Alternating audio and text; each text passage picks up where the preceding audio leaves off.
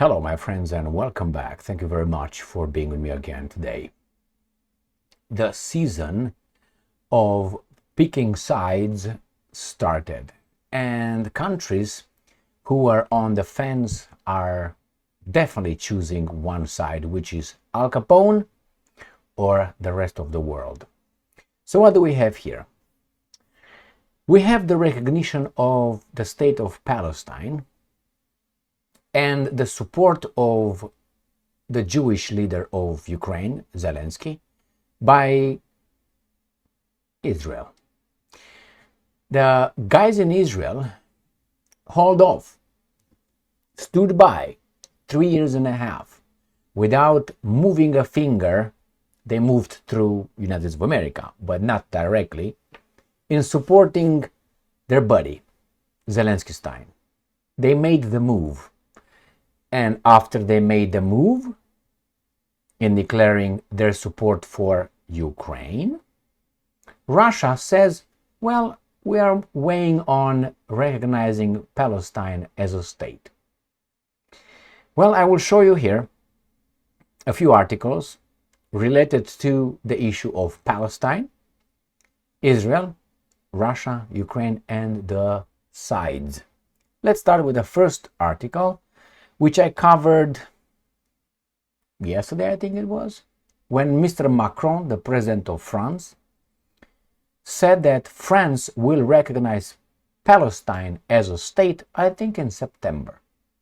And I claimed in that video that probably some people blackmailed Mr. Macron, and Mr. Macron said in response, yeah, okay, I will do this. But I give you time to change your mind. So we'll see who's going to win. I think this is Macron's political suicide. He's at the end of what? Second term that he's got as a French president. So I don't know. If he's making this move, he is politically over. Unless he moves to Russia or India or China or Brazil. So this is the article I covered yesterday, and this is the response France receives from these two guys. No Bangladesh here, no, I don't know, China, no Palau, no Honduras, no Zimbabwe. It's Israel, United States of America, as if they're one. Sorry to break the news, they're not one, and it shouldn't be one. They have different interests. Sometimes their interests coincide, but sometimes their interest does not coincide. So this is what they, because Israel uses the imbeciles to threaten everybody. US and Israel warn France's Palestine move will backfire.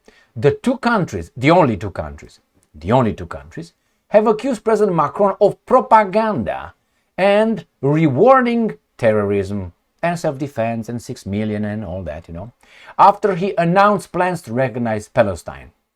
The United States and Israel have strongly criticized French President Emmanuel Macron following his announcement that France intends to recognize the state of Palestine. And I'm quoting, this reckless decision only serves Hamas propaganda and sets back peace. U.S. Secretary of State has nothing to do with Israel, but hey, he knows what he has to say. Marco Rubio said, it is a slap in the face to the victims of October 7th.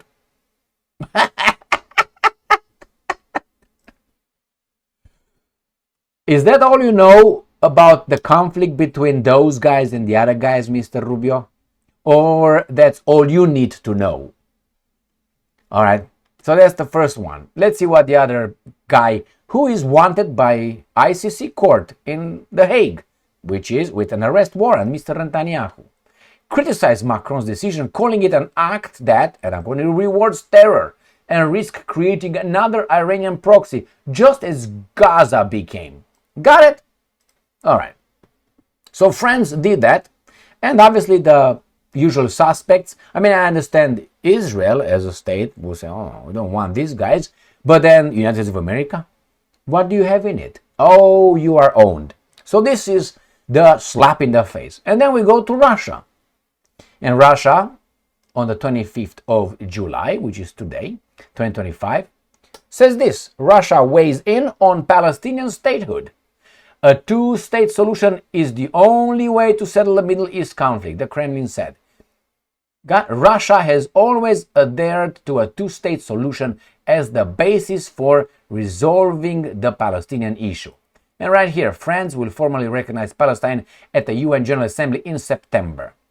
Ready? So, Peskov told reporters Moscow's recognition dates to 1988, when the Soviet Union endorsed the Palestinian Declaration of Independence. According to Peskov, peace, and I'm on, can only be achieved by adhering to UN Security Council resolutions. All right? Now, 140 countries on this planet recognized Palestine as a state. Now, France joined in, and so on. Saudi Arabia and Spain welcomed the announcement. Okay, so this is what these guys say. We will do it. But why now? Why now? Well, this is on the 25th, you see.